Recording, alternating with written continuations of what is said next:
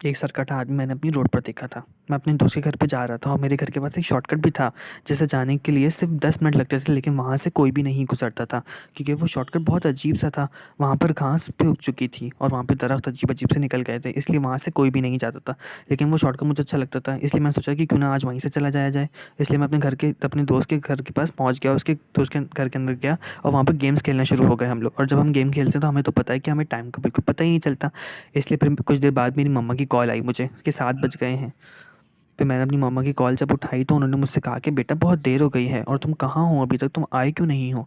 इसलिए फिर मैंने उसके घर से निकलने का फ़ैसला किया और मैंने वही शॉर्टकट इख्तियार किया जहाँ से सिर्फ़ 10 मिनट लगते हैं मुझे अपने घर जाने के लिए। मैं उस रास्ते पर जा रहा था, मुझे बहुत खौफ़ महसूस हो रहा था, इसलिए मैंने अपनी मोबाइल की टॉर्च ऑन कर ली और मैं आगे बढ़ता जा रहा था। वहाँ बहुत घना अंधेरा था। वहाँ सिर्फ़ 10 मिनट ही चलना था मुझे, लेकिन फिर भी मुझे डर महसूस हो रहा था, क्योंकि वहाँ बहुत अंधेरा था और मुझे लग रहा था कि मेरी किस्मत भी ख़राब है, क्योंकि मेरे मोबाइल में बैटरी भी बहुत कम थी। और फिर कुछ ऐसे ही कुछ हुआ कि मेरी मोबाइल की जो बैटरी थी, वो लाइट जो जल रही थी वो बंद हो गई और फिर मैंने कहा कि ये क्या हो गया? आज ही यही सब कुछ होना था मेरे साथ क्या? इसलिए मैंने फ़ैसला किया कि क्यों ना जल्दी-जल्दी अपने घर वापस जाया जाए, क्योंकि वहाँ से जाने में सिर्फ़ 10 मिनट लगते थे और भागकर अगर जाया जाए तो 5 मिनट लग सकते थे। फिर जब मैंने अपने सामने देखा तो वहाँ पे फ्लिकरिंग हो रही थी, लाइट भी बंद-खुल हो रही थी, जो उसमें स्ट्रीट लाइट्स लगी हुई थी उस रास्ते पर। और मैंने जब देखा तो सामने एक शख़्स भी खड़ा हुआ था मेरे, और वो शख़्स आहिस्ता-आहिस्ता मेरे करीब आ रहा था। और जैसे-जैसे वो करीब आता जा रहा था, मेरा डर बढ़ता जा रहा था, क्योंकि वो शख़्स बिल्कुल मुर्दा लग रहा था। ऐसा लग रहा था जैसे उसका सर किसी ने काट दिया हो। उसके जिस्म पे खून बह रहा था। मुझे उसको देखकर बहुत खौफ़ आ रहा था, क्योंकि वहाँ से कोई भी नहीं आता ना जाता था। और फिर अगली जो उसने हरकत की, उससे तो मैं बहुत ज़्यादा डर गया, क्योंकि उसने अपना सर अपने दोनों हाथों से उठा लिया ऊपर। ये देखकर मैं बहुत ज़्यादा खौफ़ज़दा हो गया और उसने अपना कटा हुआ सर अपने हाथों में पकड़ लिया। ये देखकर मेरी हालत बहुत ग़ैर हो गई थी। मैं बहुत ज़्यादा डर रहा था और फिर उसने अपने सर से हँसना शुरू कर दिया और अजीब-अजीब सी आवाज़ें निकालने लगा। मुझे देखकर मैं बहुत ज़्यादा खौफ़ज़दा हो गया था।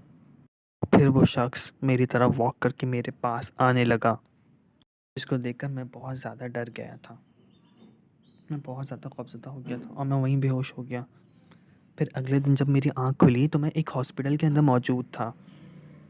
किसी शख़्स ने मुझे रात में वहाँ से गुज़रते हुए उस रास्ते पर बेहोश देख लिया था, इसलिए उसने मुझे हॉस्पिटल पहुँचा दिया था। जब मैंने अपनी अम्मी को सब कुछ बताया कि मेरे साथ क्या हुआ था, वो मुझे बहुत डर गईं वो भी ये सुनकर। जब मैंने उनको ये बताया कि मैंने एक सरकटा आदमी देखा था, तो फिर मेरी अम्मी ने उस रास्ते का मुझे असली सच बताया कि वहाँ पर एक शख़्स को बहुत पहले मार दिया गया था और उसकी गर्दन अलग कर दी गई थी। पता नहीं उसको किस चीज़ की सज़ा मिली थी, लेकिन उसको बहुत बेरहमी से मारा गया था। इसलिए आइंदा उस रास्ते से कभी भी वापस मत आना, मेरी अम्मी ने मुझे बोला, क्योंकि वो सरकटे की आत्मा वहीं घूमती है। और फिर जब अगले दिन मैं वहाँ से दोबारा सही होकर घर आया और गुज़रने लगा, तो मैंने सोचा कि शॉर्टकट अब कभी भी मैं वहाँ से नहीं लूँगा और हमेशा लंबा रास्ता ही इख्तियार किया करूँगा। उम्मीद है कि आपको मेरी कहानी पसंद आई होगी। अगर बस ऐसी और स्टोरीज़ देखनी, मेरे चैनल को सब्सक्राइब और लाइक कीजिए और दूसरों के साथ भी स्टोरी शेयर कीजिए।